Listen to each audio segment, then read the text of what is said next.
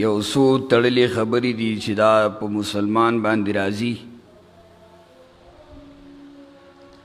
کله کله الله رب العزت د مسلمان د پاره د خیر اراده وکړي نو سختې مصیبتونه هغه پرې راشي د دې دپاره چې د دې مسلمان درجه اوچته شي. الله رب العزت په ده باندې دا سخته دا مصیبت دا د دې سبب وګرځي چې دا جنت ته داخل شي. داسې همیشه سختې او مصیبتونه نه وي، ځکه قرآن کریم کې الله رب العزت فرمایي فإن مع العسر یسرا. په هره سخته پسې راحت هم راځي. کله کله په انسان باندې سخته مصیبتونه رازیات شي نو بیا راحت پسې راشي، الله رب العزت پہ راحت راولي. دا غیر راحتونو نه الله رب العزت په مسلمانانو باندې په میاشت کې دوه اخترې راولي چې عید الفطر او عید الاضحی ورته وایي. دا دوه اخترونه د مسلمانانو دپاره د خوشحالۍ یو ذریعه ده چې مسلمانان په دې کې خپله خوشحالي وکړي او مسلمانان په دې کې د یو بل تپوس هغه وکړي، د یو بل سره په خوش اخلاقۍ خوشحالۍ سره میلاو شي. یو د دین هغه دا چې مصلی ته راجمع شي، عیدګاه چې ورته وایي، او پای کې ټول ملاقات وکړي، یو بل ویني. نو دا هم د خوشحالۍ د ټولو نه یو غټ سبب دی چې عام مسلمانان په دې سره خوشحالي کوي. چې په هغه اختر کې سباله انشاءالله د لوی اختر ورځ چې په دې کې عام مسلمانان زیات خلق په شوق او ذوق سره قربانی کوي. د هغې قربانۍ څه خبرې مونږه په تیره جمعه کې او د هغې نه په مخکې جمعه کې کړې وې، او انشاءالله چې زمونږ اورېدونکي چې کوم دي هغې ټولو ته د دې خبرې علم وي او پوهه وي.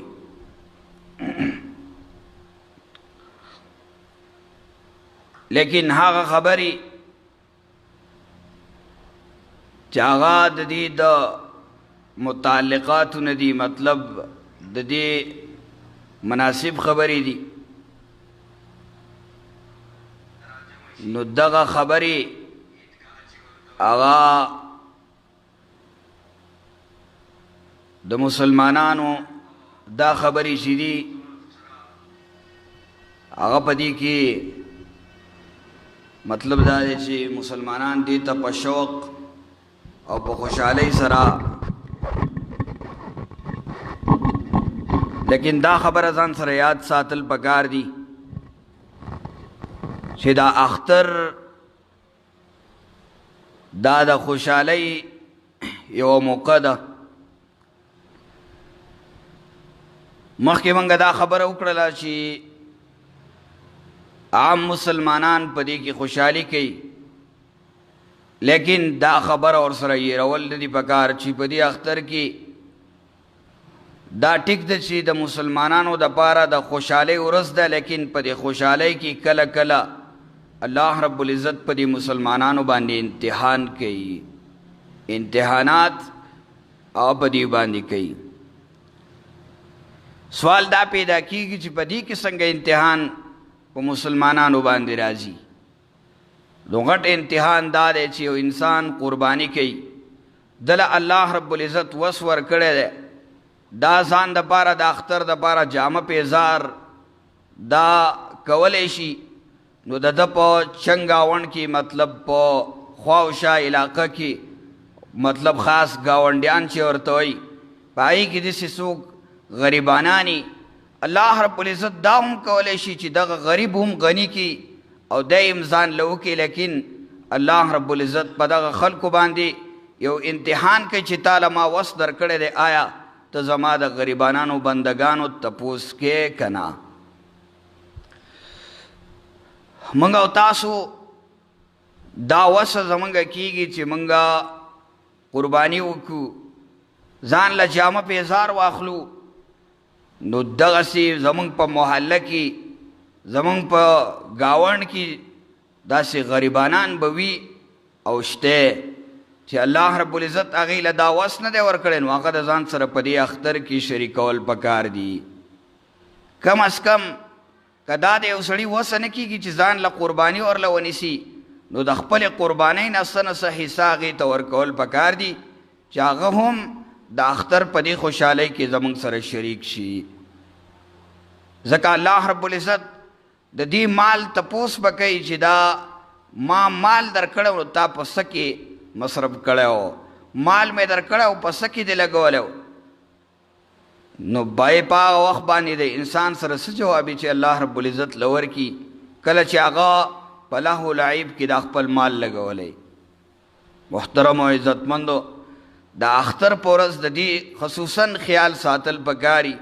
د هر چا په محله کې په علاقه کې چې غریب وي د هغه تپوس کول پکار دي د هغه د بچو د جامو د پیزار تپوس کول پکار دي ځکه الله رب العزت تاسو له وس درکړی هغې له نه دی ورکړی دا امتحان دی په تا باندې آیا ګوري چې ته په دې وخت کې څه کې د خپلې راحتې سره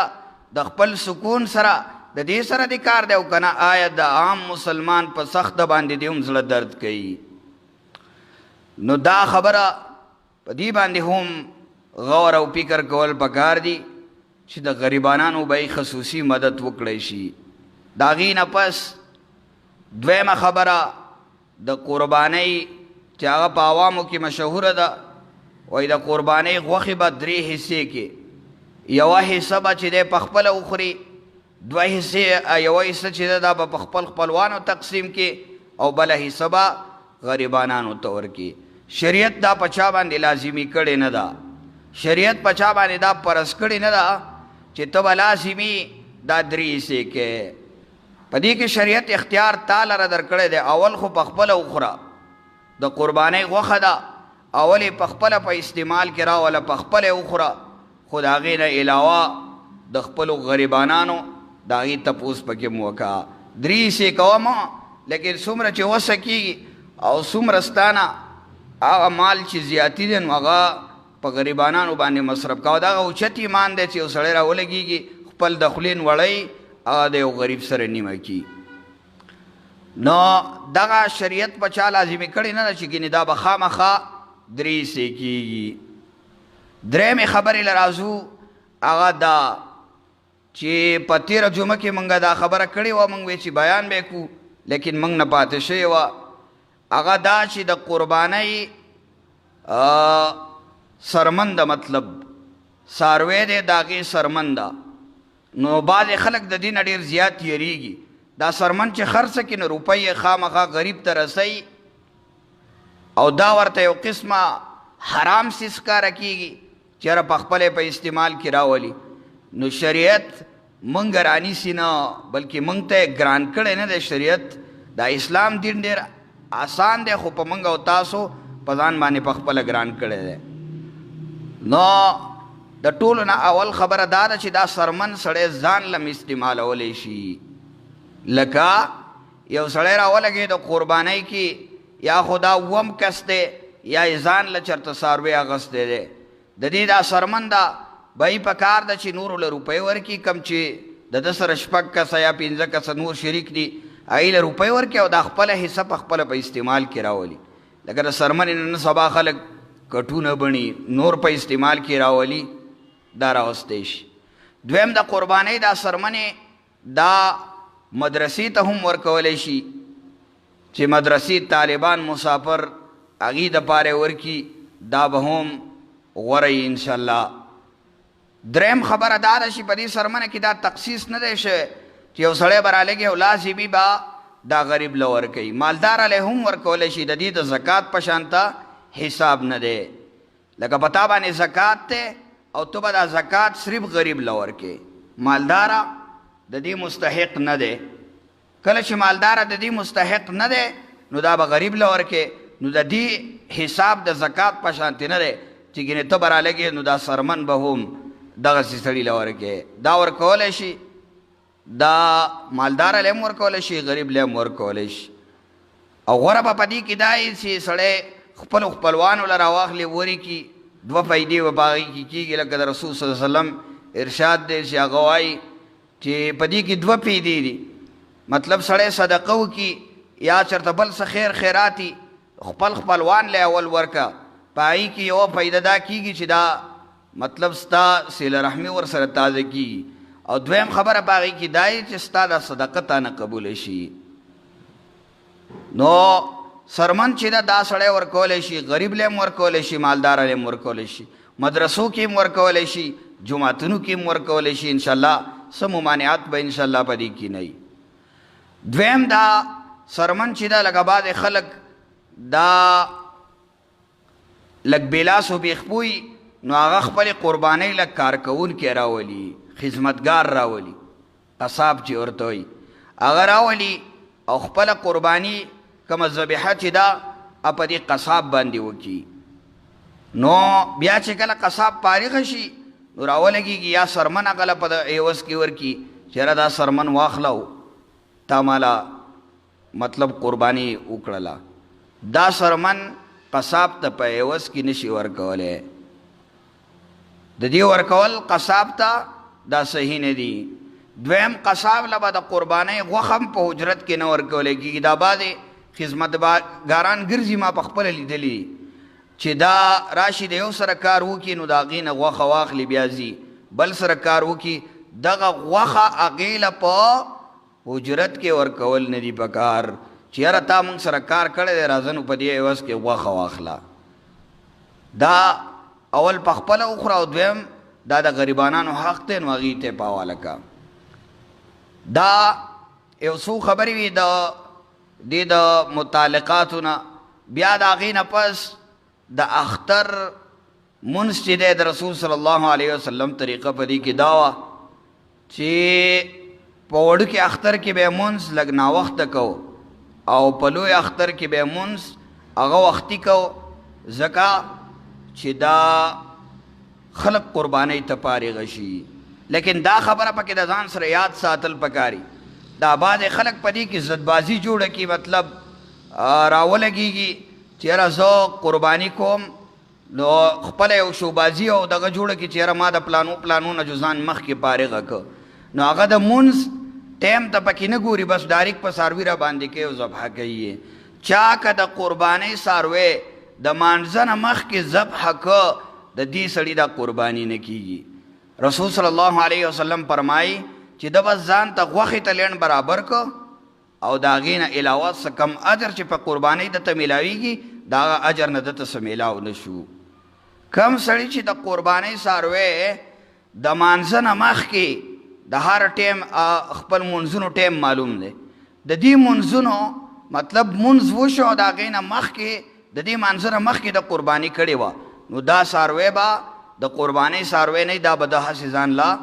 غوښې ته لینډ برابر کړی. دا یو صحابي کړی مو هغه دا چې هغه دا عذر پیش کړو چې یاره ما ویلې چې دا غریبانان دې ته دا غوښه په ټیم باندې میلاو شي. رسول صلی الله علیه وسلم ورته ویلې دا خو تا ځان ته غوښې ته لینډ برابر که، لہذا که قرباني کول غواړې نو بیا یې وکړه. نو دغه قرباني د اختر د مانځه نه مخکې کول دا نه دي پکار. د اختر د مانځه طریقه خو خیر موږ په هغه وخت کې هم بیانو، لیکن اوس هم که څوک اورېدونکي نو هغه دا ده چې د اختر د مانځه د اولني رکعت کې د قرت نه مخکې په دې کې 7 تکبیره دي. نور حدیثونو کې 3 تکبیرونه هم راغلي، لیکن صحیح راجح قول په دې کې دا دی چې دا 7 تکبیره وکړي. او په دویم رکعت کې به د قرت نه مخکې 15 تکبیرونه کیږي. دا د اختر د مانځه طریقه ده، نه په دې کې اقامت شته او نه د دې دپاره کم اذان شته دی. تر هغې نه پس دغه د اختر د مانځه طریقه ده. د هغې نه پس د اختر نورې خبرې هغه موږ کړي دي، لہذا هغه دا چې د اختر په ورځ باندې به د هغې نه پس چې کله سړی د قربانۍ نه پس فارغه شي، پکار دا ده چې په خپلو خپلوانو باندې چکر ووهي، صله رحمي پکې تازه کړي، د خپلو خپلوانو تپوس وکړي، د خویاندو او لوریانو تپوس وکړي، د هغې خواله پکې ورشي. نو دا هم پکار ده. بیا دا زمونږ د اسلام دین چې دی دا تنگ نظره نه دی. نو د اختر په ورځو کې سړی لوبې هم کولی شي، لکه مخکې دور کې نیزه بازي به کېدله، دا د غشو د نښو وشتل راوشتل، ځکه هغې مجاهدین خلک وو، د جهاد دپاره هر وخت تیار وو، د دې کار سره مینه وه. نو هغې به دا کار کو چې نیزه بازي به یې کوله او د غشو وشتل راوشتل دا به یې کول. دغسې قسمه لبې چې جایز وي، اسلام ته پکې نقصان نه وي، د ده وخت پکې نه مصرف کیږي، مطلب دا مخ دا کم وخت چې دی په دې کې د ده نه ضایع کیږي نه، د لمانځه ټیم دی هغه پې ضایع نه شي. نور څه ټیم دی چې ټول ټیم هغه لوبو ته ورنه کیږي. لوبې هم د اختر نه پس مطلب د اختر کې کولی شي.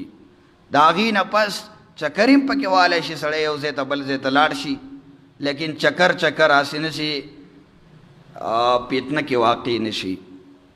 د هغې نه پس چې دی دا د اختر د متعلقاتو نه څه خبرې وي چې دا موږ نه پاتې شوي وي، او نور هم داسې دا خبرې به وي چې هغه به اوس هم ما نه پاتې، چې یا به زما په ذهن کې نه وي. او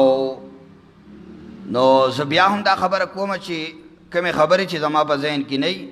هغه چاته معلوم وي، نو هغه زما نه د دې نه پس تپوس کولی شي. الله رب العزت دې په دې باندې موږ له د عمل کولو توفیق راکړي.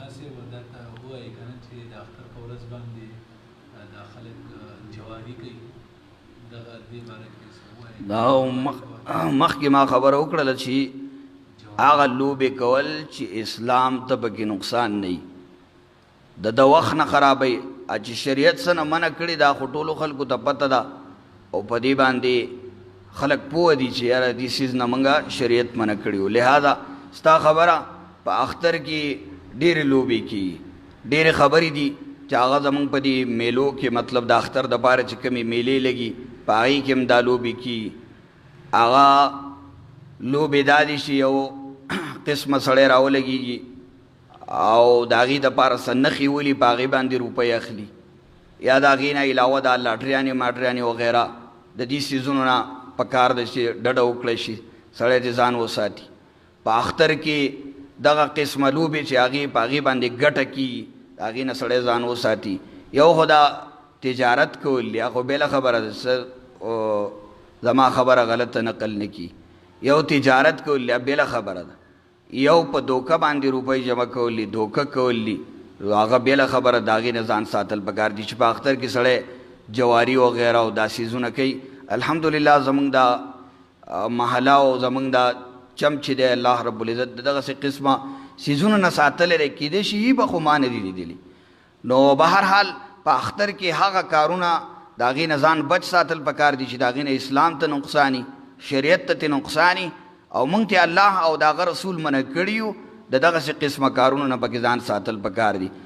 تعالی الله رب العزت ازادي درکړه، نو اوس دومره ازادي هم نه ده چې ته پکې د شریعت د اسلام خلاف ورزي کوې، او تعالی دومره هم نه رابند کړی چې ګینې ته په کور کې د زنانه په رنګ کښېنه او لوپټه صادر په سر که او کور کې کښېنه، بار ته مه وځه، ولې بیا په پیتنه کې واقع کېږي. داسې هم نه ده او داسې هم نه ده، درمیان روي پکار ده. نو انشاءالله په دې خبرو باندې به موږ او تاسو پوه شوي یو. الله رب العزت دې د عمل کولو پې توفیق راکړي.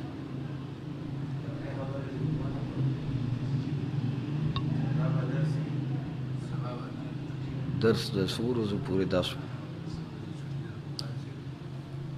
څومره